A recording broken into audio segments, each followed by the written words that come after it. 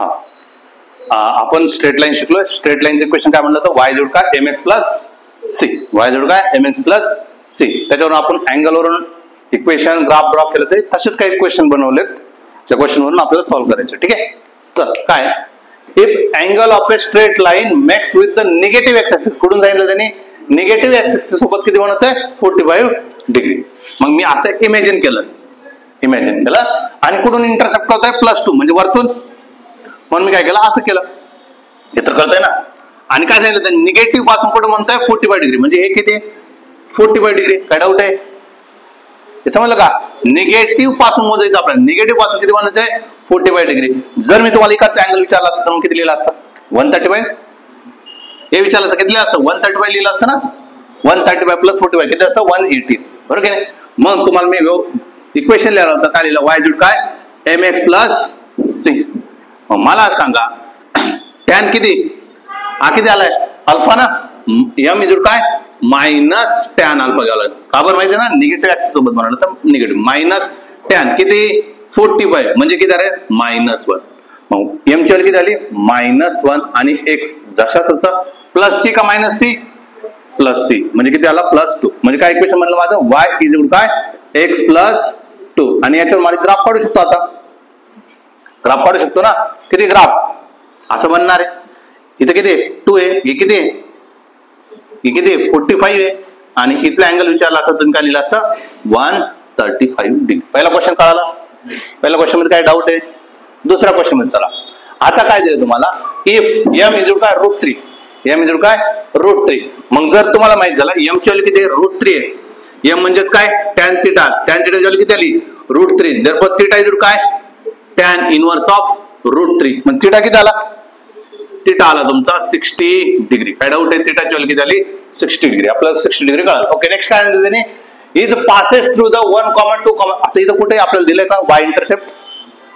इथं दिलं तर डायरेक्ट वाय इंटरसेप्ट दिलं. इथं वाय इंटरसेप्ट दिलं का नाही. पण इथं काय दिलं त्यांनी कोऑर्डिनेट दिले 1,2. मग आपल्याजवळ इक्वेशन आहे वाय जोड काय एम एक्स प्लस सी चा आपल्याला इक्वेशन आहे. चला वाय ची व्हॅल्यू किती आहे वाय ची व्हॅल्यू किती दिली त्यांनी 1. वाय ची व्हॅल्यू किती दिले 1.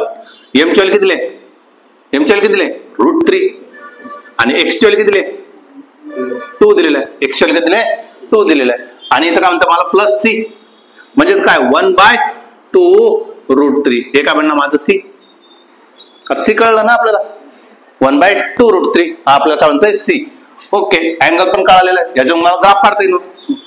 ओके काय किती अँगल सांगितलं वाय इंटरसेप्ट किती आहे 1/2 √3 म्हणजे 0. समथिंगच बनणार आहे 0. समथिंग बनणार आहे. हा इथून असं कुठेतून कट करणार आहे. ठीक आहे इथून कुठेतून कट करेल आणि मी थोडंसं फक्त इथं 1 घेऊया आपण. इथं 1 आहे म्हणजे 0. समथिंग येतो कुठेतरी हा 0. समथिंग आहे. आणि कट कुठून केला प्लस पासून कट केला आणि अँगल किती बनणार मग अँगल पॉझिटिव्ह का निगेटिव्ह आहे कसं सांगितलं तुम्हाला प्लस दिला नाही म्हणजे असं ग्राफ थोडी बनणार. आपला ग्राफ कसं बनणार मग अशा तो बडा करून बसेल ना तो असा असेल. हा किती झाला तुमचा सी किती तुमचा 1/2 √3 आणि अँगल किती 60 डिग्री. काय डाऊट आहे अँगल किती झाला 60 डिग्री. कळालं का. चला नेक्स्ट याच्यात चला if lines are passes from the 2,1 4,3 then draw and make the equation. Problem झाला. काय प्रॉब्लेम झाला आपल्याला ना इथं स्लोप दिलेला आहे ना तुम्हाला वाय इंटरसेप्ट दिला आहे. प्रॉब्लेम झालेला आहे. पण आपल्याला माहिती आहे स्लोप म्हणजेच काय एम जोड काय टॅन थिटा ना तुम्हाला इथं अँगल दिला. जसं इथं अँगल दिलं होतं ना यांनी 45 डिग्री दिलं होतं. इथं एम ची व्हॅल्यू √3 दिलं होतं त्याच्यावर आपण थिटा काढलं पण इथं काय दिलेलं नाही. पण आपल्याला एक गोष्ट माहिती आहे आपल्याला माहिती आहे y2 - y1 upon x2 - x1 हे माहिती आहे ना आपल्याला. चला y2 - y2 किती आहे 3 किती आहे 1 आहे किती आहे 4 आहे किती आहे 2 आहे म्हणजे काय झालं 2,2 म्हणजे किती झालं 1 म्हणजे टॅन थिटा. therefore थिटा जो काय टॅन इनवर्स ऑफ 1 म्हणजे किती झालं 45 डिग्री. दिलं नव्हतं आपलं काढला. मग एम तर काढता येईल ना. एम बरोबर काय टॅन थिटा किती झाला टॅन किती 45 डिग्री म्हणजे किती झालं एम ची व्हॅल्यू 1 आली. एम ची व्हॅल्यू किती आली 1 आली. आता राहिलं वाय इंटरसेप्ट दिला का नाही दिलेलं. मग वाय इंटरसेप्ट साठी आपल्या जवळ इक्वेशन आहे वाय जवळ काय एम एक्स प्लस सी आपल्या जवळ इक्वेशन आहे. वाय ची व्हॅल्यू कोणतं पण घ्या याच्यातून हे घ्या नाही तर तिकडचं घ्या दोघांचं उत्तर सेमच भेटणार आहे. मी घेतले वायची व्हॅल्यू किती 1 आहे, एमची व्हॅल्यू किती 1 आहे, एक्सची व्हॅल्यू किती 2 आहे आणि काय झालं प्लस सी झाला. देअरफॉर सी इज काय 1/2. सी किती झालं 1/2. 1/2 म्हणजेच किती 0.5. आता तुम्हाला वाय पण माहित झालं, एम पण माहित झालं आणि सी पण माहित झालं. मग आपण लिहू शकतो ना वाय बरोबर काय mx प्लस सी. एम किती आलेला आहे 1 आलेला आहे. एक्स तर जसा तसा. सी किती आहे पॉझिटिव्ह का निगेटिव्ह पॉझिटिव्ह आहे किती 0.5. मग तुम्ही वाय इज काय एक्स प्लस 0.5 म्हणू शकता ना. वाय इज काय एक्स प्लस 0.5 आपण म्हणू शकतो. कळलं क्वेश्चन मध्ये. ह्या क्वेश्चन मध्ये या क्वेश्चन मध्ये फरक काय आला होता. याच्यामध्ये तुम्हाला एम दिलेला होता, याच्यामध्ये काहीच दिलेलं नव्हतं तरी आपण तयार करू शकलो. चला पुढच्या काय म्हटलं त्यांनी if angle is 120 degree with the positive x axis. काय सांगितलं त्यांनी असं म्हटलं त्यांनी पॉझिटिव्ह एक्स ऍक्सिस सोबत किती बनवा 120 डिग्री बनवा. इथं म्हटलं त्यांनी 120 डिग्री इथून दिले ना पॉझिटिव्ह एक्स पासून काय दिलं त्यांनी 120 डिग्री. म्हणजेच काय रे tan alpha tan theta is काय मायनस टॅन अल्फा. अल्फाची व्हॅल्यू किती येणार 60 डिग्री मायनस टॅन 60 म्हणजे किती मायनस √3. हा काय भेटलं मला एम. पुढं तुम्हाला इथं कुठे मेन्शन केलं का कोऑर्डिनेट्स सी साठी काय दिले का वाय इंटरसेप्ट बद्दल काय दिले का. जर इथं वाय इंटरसेप्ट आपण काढू शकलो इथं वाय इंटरसेप्ट काढण्यासाठी काय दिलंय का नाही. म्हणजे याचा अर्थ काय सी ची व्हॅल्यू किती 0 आहे.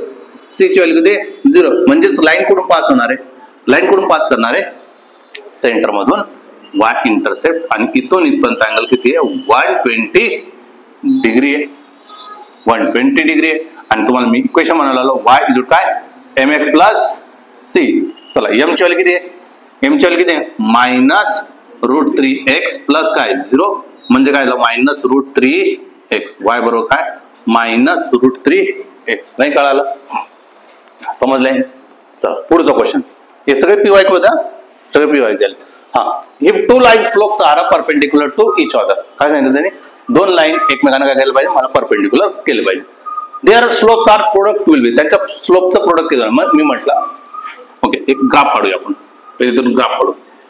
मी सपोज अशी लाईन मारली अशी लाईन मारली ही कोणती झाली पॉझिटिव्ह स्लोप वाली झाली ना M1. ही M1 म्हटलं ठीक आहे. आणि याला परपेंडिक्युलर टाकायचे M2 पण कसं झालं पाहिजे तुम्हाला परपेंडिक्युलर झालं पाहिजे. परपेंडिक्युलर टाकायचं म्हटलं तर असं कुठं टाकलं ना परपेंडिक्युलर असं राहील ना हे 90 डिग्री होईल. हे तर कळतंय ना हे परपेंडिक्युलर म्हणजे हा असं टाकावं लागेल मला 100% एवढं तर कळतंय. ओके हे जर हे काय झालं तुमचा M2 झालं. काय डाऊट आहे हा M1 आणि हा काय M2. आता 100% प्रोडक्ट मध्ये काय झालं 90 झालेलं आहे. मी जर इथं म्हटलं मी थीटा आहे पण जर थीटा तर घ्यावं लागेल. हा थीटा आहे हा 90 आहे तर इथला अँगल किती होऊन जाईल 90 मायनस थीटा बनेल. किती बनेल 90 मायनस थीटा बनेल. आणि इथला अँगल किती बनेल मग 90 प्लस थीटा बनेल. इथला अँगल किती बनेल 90 प्लस थीटा. काय डाऊट आहे समजलं इथं. हे बघा ना हा बघा हा 90 आणि इथला अँगल किती बनेल मग 90 प्लस थीटा. त्याच्या एक्झॅक्टली उलट बनेल ना. चला काय सांगितलं त्यांनी असं सांगितलं M1 इंटू M2 काढून द्या आम्हाला.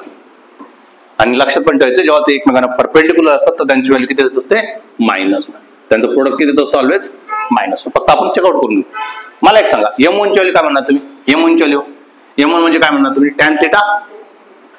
M1 ची व्हॅल्यू काय लिहिणार M1 काय टॅन थिटा. M2 काय टॅन थिटा आपण कसं लिहिणार मायनस टॅन अल्फा लिहिणार मायनस टॅन अल्फा लिहिणार ना. हे लॉजिक कळालं का मायनस टॅन अल्फा लिहिणार. M1 आणि M2 मायनस टॅन अल्फा लिहिणार. मग मायनस टॅन अल्फा लिहिलं मायनस टॅन अल्फा अल्फाची व्हॅल्यू किती 90 मायनस थिटा आहे 90 मायनस थिटा. 90 आलं तर फंक्शन काय करेल चेंज करेल. टॅनचा काय करून घेतो कॉट करून मायनस कॉट थिटा. काय डाऊट आहे M1 किती झाला टॅन थिटा तर M2 किती झाला मायनस कॉट थिटा. का बरं कॉट थिटा आलं कळालं का मायनस 90 मायनस थिटा मांडल्यामुळं 90 आलं तर फंक्शन काय करतो तो चेंज करतोय. चल चेंज करतोय आणि निगेटिव्ह साईन तसाच राहील. चल मग मी काय म्हटलं M1 इंटू M2 काढायचं मला. M1 इंटू काय M2 काय M1 किती टॅन थिटा आहे M2 काय मायनस कॉट थिटा आहे. मी जर म्हटलं हे काय sine theta upon cos theta आणि हा कॉट थिटा काय असतो cos theta upon sine theta असतो. कॉस साइन म्हणजे किती झालं मायनस M1 आणि M2 यांच्यातला प्रोडक्ट किती भेटतो आपल्याला जेव्हा परपेंडिक्युलर असते तर किती लाईन भेटतात 1 -1 काय डाऊट आहे? समजलंय? सिंपल आहे.